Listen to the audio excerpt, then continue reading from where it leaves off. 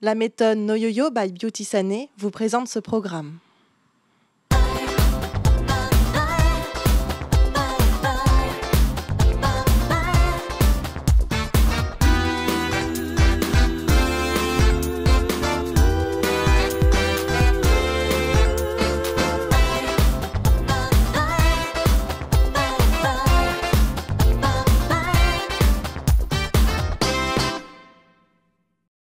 Bonjour à tous et bienvenue dans Des régimes et moi, la première émission où nos invités parlent sans complexe de poids, de régime et d'alimentation.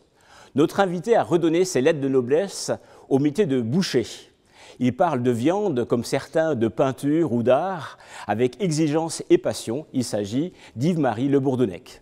Yves-Marie, bonjour. Bonjour Sylvain. Bienvenue dans Des régimes et moi. Merci. Comment allez-vous? Très bien. Eh bien, merci d'avoir accepté de passer cette semaine en notre compagnie. Je suis ravi également d'être avec vous. Bah, c'est gentil. Alors, je rappelle brièvement votre parcours. Donc, vous avez deux boucheries, une à Paris qui porte votre nom et une à Asnières qui s'appelle Le Couteau d'Argent. Voilà. Et vous me disiez que vous avez une troisième en franchise dans le 18e. Dans le 18e, voilà. Avec Tim Sotro, un collègue à nous qui s'est installé avec notre filière. Très bien. Voilà. Et puis d'autres qui... et deux projets d'ouverture. Donc, toute fin octobre, nous ouvrons au marché des Ternes à Paris et début novembre, nous ouvrons rue du Cherche-Midi. Voilà, donc vous approvisionnez les stars et les grands chefs de la gastronomie. Alors, oui, j'ai beaucoup de gens qui viennent se servir chez moi, mais je ne sers pas les restaurants. Il m'arrive régulièrement de les conseiller ou de leur expliquer la filière viande, mais de manière générale, je les mets toujours en rapport avec l'éleveur. J'essaye d'éviter d'être un intermédiaire supplémentaire dans le domaine. Donc là, vous redorez complètement la filière J'essaye de la réinventer, parce qu'en France, on a besoin de réinventer notre filière viande. C'est très important. Justement, on va en parler, vu que vous êtes également initiateur du mouvement I Love Bidoche. I Love Bidoche, voilà. Donc, est-ce que vous pouvez nous en parler? Alors, I Love Bidoche, c'est un mouvement que j'ai créé en collaboration avec des bouchers que j'ai rencontrés un peu partout dans le monde. Alors, je pense au néo-butcher de Brooklyn, Tom Mylan, Tim Wilson à Londres, Hendrik Dierendonck en Belgique. On est en pourparlers avec Sydney pour la boucherie de Victor Churchill. L'idée, c'est de donner une nouvelle image de notre métier, c'est d'avoir une réflexion mondiale de la filière viande, puisque aujourd'hui, les enjeux de la filière viande sont très importants. On sait qu'il va falloir mieux élever les animaux si on veut avoir une viande de qualité pour un maximum de personnes et je veux dire, en quantité raisonnable. Donc cette réflexion que l'on a, nous, autour du monde, avec toutes nos particularités pour chacun de nous permet de mieux avancer dans ces filières et nous permet de réinventer la filière. Notre idée, c'est qu'un bovin, par exemple, ne doit manger que de l'herbe pour pouvoir donner une très bonne viande. Donc vous voulez tout simplement réinventer le mode alimentaire de nos bovins et leur réexpliquer que finalement ils sont là pour brouter. Voilà, oui, c'est quand même particulier. Oui, on a besoin de... En fait, il faut... Je pense que l'avenir de la filière viande, c'est d'avoir une production locale et d'être capable d'élever les animaux que l'on consommera dans son paysage, en harmonie avec son paysage. Voilà, ça ne sert à rien de faire venir du soja du Brésil ou d'Argentine pour nourrir des vaches en France. C'est quand même absurde.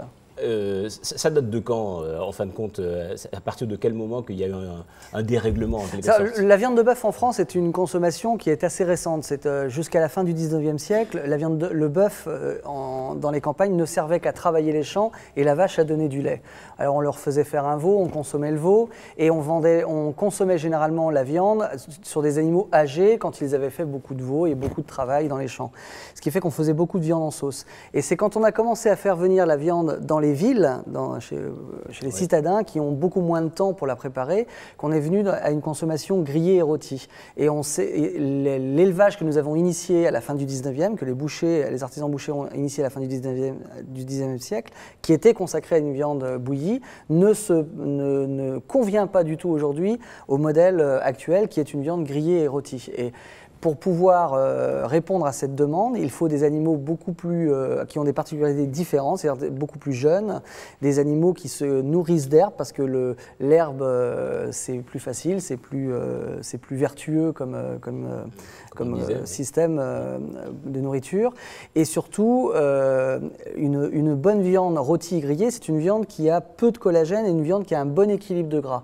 Et cet équilibre de gras, il doit ne l'obtenir qu'avec l'herbe. Donc il faut repenser un peu la variété des animaux que l'on a aujourd'hui, revenir à des modèles de races mixtes que nous pouvions avoir. Alors je ne veux pas être trop technique, mais nous avions il y a très longtemps la Normande en Normandie, la Bretonne Pinoire en Bretagne, la Blonde des Pyrénées dans le sud-ouest. Et aujourd'hui, on ne fait plus que de la Charolaise et de la Blonde d'Aquitaine, qui sont des animaux qui, pour être valorisés, ont besoin d'une très grande quantité de céréales.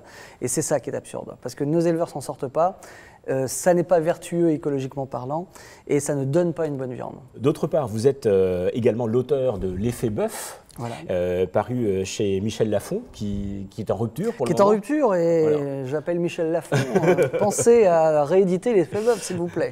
Et vous avez participé donc également en ajoutant des recettes au livre Le goût de l'agneau, ouais. Qui est donc paru aux éditions Encre d'Orient. Ouais. Voilà. Est-ce que vous connaissez le principe de dérégimez-moi ? Ça parle, je crois, de régime. Ça tombe bien puisque je viens on parle essentiellement d'un terme que vous avez évoqué tout à l'heure en parlant d'équilibre. Nous, c'est effectivement l'équilibre alimentaire qui nous intéresse avant tout.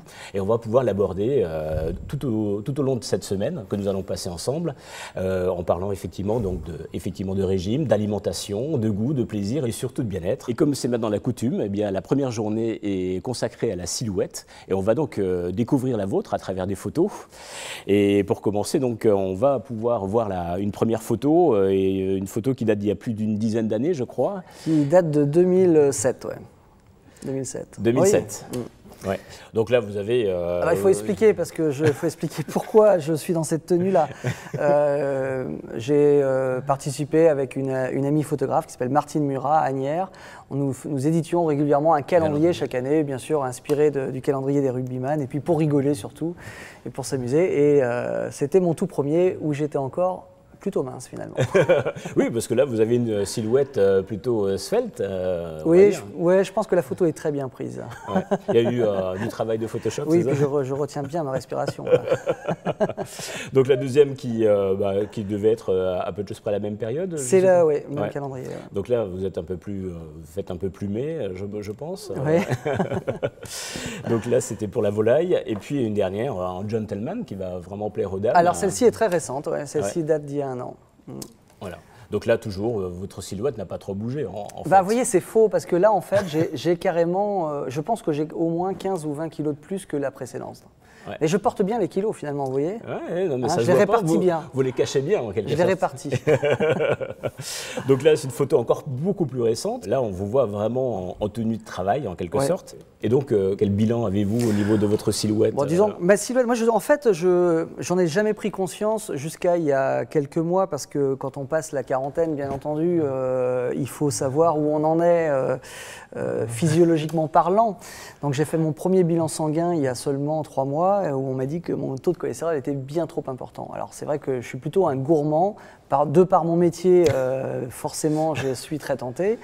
Je suis en fait quelqu'un qui devrait être très svelte. Mon papa était extrêmement mince, il avait une silhouette très fine, et j'ai un squelette, moi, très très fin. Et je devrais, je pense, avoir un poids de 55-60 kg, oui, ce qui est vraiment très très très très mince. Et je fais bien 20 kg de plus. Et j'en ai fait même 30 kg de trop, enfin, à un moment donné. Et donc depuis juin dernier, par ce problème de cholestérol, j'ai décidé de faire attention, de limiter ma consommation de viande parce que j'en mangeais vraiment beaucoup trop. Et surtout, je n'ai pas envie de tomber dans un traitement pour le cholestérol prolongé, des médicaments qu'on prend tous les jours. Donc je suis en phase de rémission. J'essaye de contrôler un peu mieux mon poids. J'ai bien réussi parce que j'ai perdu 18 kilos là en 3 mois. Ah oui, alors, en modifiant complètement alors je mangeais vraiment beaucoup trop de viande, beaucoup trop de fromage, j'adore le fromage. Je mangeais un camembert par jour, moi. Vous vous rendez compte ? Et je ne le mangeais pas à table, je le mangeais en cuisinant. En cuisine? Ah oui, j'adore ça. Je le mets près de la cuisinière, puis pendant que je cuisine, je m'en prends un petit bout, puis un autre petit bout. Puis vous savez, c'est allez, on va finir le quart, et puis allez, on va finir le demi. Puis on finit par le manger entièrement. Et je mangeais un camembert comme ça tous les jours. C'est horrible. Eh bien, Yves-Marie, merci pour tous ces conseils et ces confidences. On va donc terminer cette émission avec le conseil bien-être du jour, qui est un conseil spécial viande. Pour vos recettes, pensez aux abats. Ils sont riches en vitamines et minéraux, très économiques. Il est très facile de trouver de bonnes recettes aujourd'hui sur Internet. Bonne journée et à demain.